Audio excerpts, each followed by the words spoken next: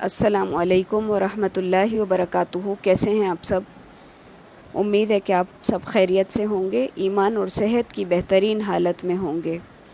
جی تو چلتے ہیں اپنے لیسن کی طرف۔ نحمدہ و نصلی علی رسولہ الکریم، اما بعد، اعوذ باللہ من الشیطان الرجیم، بسم اللہ الرحمن الرحیم۔ رب اشرح لی صدری ویسر لی امری واحلل عقدۃ من لسانی یفقہوا قولی۔ رب زدنی علما، رب زدنی علما، رب زدنی علما، آمین یا رب العالمین۔ بسم اللہ الرحمن الرحیم۔ الذین آتیناہم الکتاب، وہ لوگ جن کو دی ہم نے کتاب، یعرفونہ، وہ پہچانتے ہیں اس کو، کما یعرفون ابناءہم، جیسا کہ وہ پہچانتے ہیں اپنے بیٹوں کو۔ اب اس آیت کے اندر اہل کتاب کا ذکر کیا جا رہا ہے کہ وہ نبی صلی اللہ علیہ وسلم کو اتنا اچھی طرح جانتے ہیں جس طرح کہ وہ اپنے بیٹوں کو جانتے ہیں،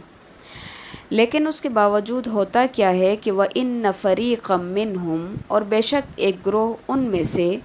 لَيَكْتُمُونَ الْحَقَّ، البتہ وہ چھپاتا ہے حق، وَهُمْ يَعْلَمُونَ، حالانکہ وہ جانتے ہیں۔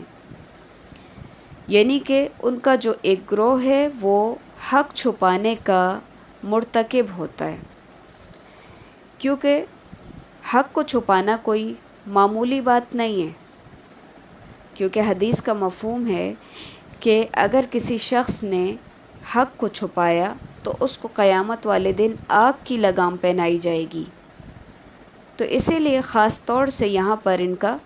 یہ جرم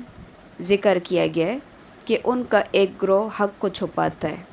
اور آپ قرآن کا انصاف دیکھیں کہ یہ نہیں کہا کہ سارے کے سارے اہل کتاب جو ہے حق کو چھپاتے ہیں، نہیں،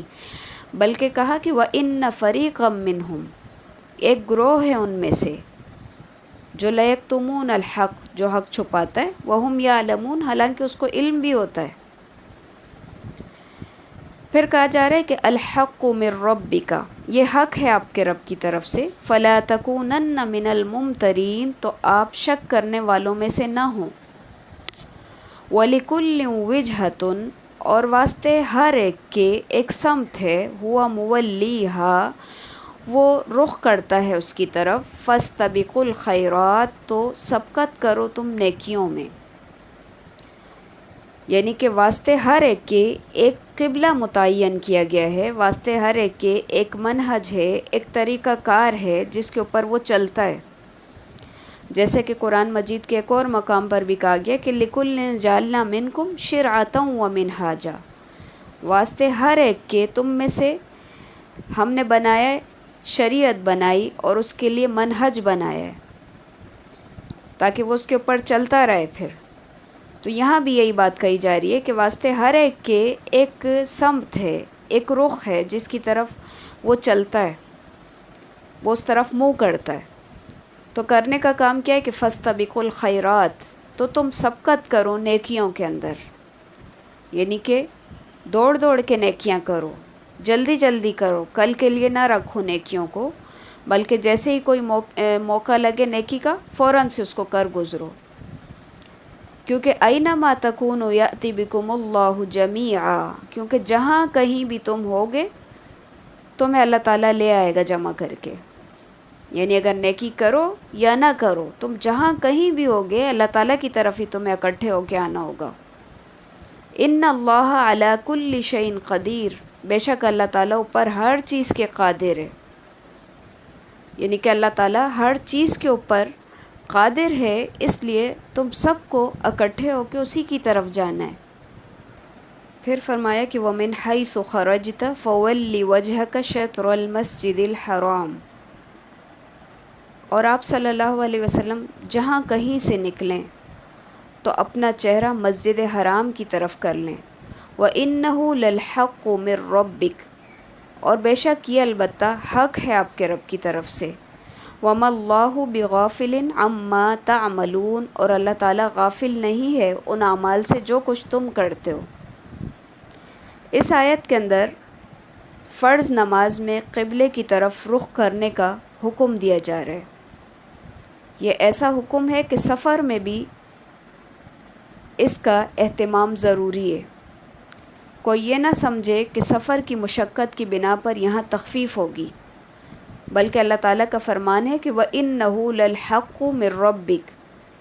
اور بے شک یہ البتہ حق ہے آپ کے رب کی طرف سے۔ اس حکم کی تاکید کے لیے ہے، اور دوسرا یہ کہ وَمَا اللَّهُ بِغَافِلٍ عَمَّا تَعْمَلُونَ، اس کی مخالفت سے ڈرانے کے لیے تاکہ اسے معمولی سمجھ کر کوئی نظر انداز نہ کر دے۔ فرمایا کہ وَمِنْ حَيْثُ خَرَجْتَ فَوَلِّ وَجْهَكَ شَطْرَ الْمَسْجِدِ الْحَرَامِ، اور جہاں کہیں سے بھی نکلیں آپ تو پھیر لیں اپنا رخ مسجد حرام کی طرف۔ وَحَيْثُ مَا كُنْتُمْ، اور جہاں کہیں بھی ہو تم، فَوَلُّوا، تو پھیر لو، وُجُوهَكُمْ، اپنے چہروں کو، شطرہ، مسجد حرام کی طرف، لِأَلَّا يَكُونَ لِلنَّاسِ عَلَيْكُمْ حُجَّةٌ، تاکہ نہ رہے لوگوں کو تمہارے خلاف کوئی حجت، إِلَّا الَّذِينَ ظَلَمُوا مِنْهُمْ، سوائے ان لوگوں کے جنہوں نے ظلم کیا ان میں سے، فَلَا تَخْشَوْهُمْ وَاخْشَوْنِي، تو نہ تم ڈرو ان سے اور مجھ ہی سے ڈرو، وَلِأُتِمَّ نِعْمَتِي عَلَيْكُمْ، اور تاکہ میں تمام کر دوں تم پر اپنی نعمت، وَلَعَلَّكُمْ تَهْتَدُونَ، اور تاکہ تم ہدایت پاؤ۔ اس آیت میں پچھلا حکم دہرایا گیا ہے۔ پہلے جملے یعنی فَوَلِّ وَجْهَكَ میں مخاطب نبی صلی اللہ علیہ وسلم ہیں، اور دوسرے جملے فَوَلُّوا وُجُوهَكُمْ شَطْرَہ میں تمام مسلمان مخاطب ہیں، تاکہ یہ حکم نبی صلی اللہ علیہ وسلم کے ساتھ خاص نہ سمجھا جائے۔ دہرانے کی وجہ یہ معلوم ہوتی ہے کہ یہاں بیت اللہ کو قبلہ مقرر کرنے کی مزید حکمتیں بیان کرنا مقصود ہے، جن میں سے پہلی حکمت یہ ہے کہ لوگوں میں سے کسی کے پاس تمہارے خلاف کوئی دلیل باقی نہ رہے، یا یہ کہ اہل کتاب یہ نہ کہہ سکیں کہ پہلی کتابوں میں تو آخری نبی صلی اللہ علیہ وسلم کا قبلہ جو ہے مسجد حرام ہے، انہوں نے بیت المقدس کو قبلہ کیوں بنا رکھا ہے، اور کفار یا عرب یہ نہ کہہ سکیں کہ ملت ابراہیم کا قبلہ تو بیت اللہ ہے، یہ اسے کیوں اختیار نہیں کر رہے۔ یعنی کہ یہ دلیل کے طور پر ہے تاکہ کسی کے پاس جو ہے مسلمانوں کے خلاف کسی طرح کی بھی کوئی حجت باقی نہ رہے۔ البتہ ان میں سے جو بے انصاف لوگ ہیں، یعنی جو ظالم لوگ ہیں، وہ پھر بھی خاموش نہیں رہیں گے، تو اسی لیے آپ صلی اللہ علیہ وسلم سے کہا جا رہا ہے سو ان سے مت ڈرو، بس مجھ ہی سے ڈرتے رہو۔ دوسری حکمت یہ ہے کہ جس طرح اس آخری امت کے احکامات قیامت تک مکمل اور غیر منسوخ کر کے تم پر اپنی نعمت تمام کی گئی ہے، قبلے کے بارے میں بھی یہ نعمت تمام ہوئی، اور تیسری حکمت اور دوسرے احکام کی طرح قبلے میں بھی تمہیں رائے حق کی ہدایت کرنا عطا ہوئی ہے۔ شروع آیات سے یہاں تک نبی صلی اللہ علیہ وسلم کو کعبہ کی طرف رخ کرنے کا حکم 3 مرتبہ دیا گیا، اور مسلمانوں کو یہ حکم 2 مرتبہ دیا گیا۔ اس کے حق ہونے کا ذکر 3 مرتبہ، اور ہر جگہ اس کی طرف رخ کرنے کا حکم بھی 3 مرتبہ آیا ہے۔ اس سے اس حکم کی تاکید اور اس کی شان واضح ہو رہی ہے۔ پھر مزید فرمایا کہ کما ارسلنا فیکم رسولا منکم، جیسا کہ بھیجا ہم نے تم میں سے ایک رسول، یتلو علیکم آیاتنا، وہ پڑھتا ہے تم پر ہماری آیات، ویزکیکم، اور وہ پاک کرتا ہے تم کو، ویعلمکم الکتاب والحکمہ، اور وہ سکھاتا ہے تم کو کتاب اور حکمت، ویعلمکم ما لم تکونوا تعلمون، اور وہ تمہیں ایسی باتیں سکھاتا ہے جس کا تمہیں علم نہیں تھا۔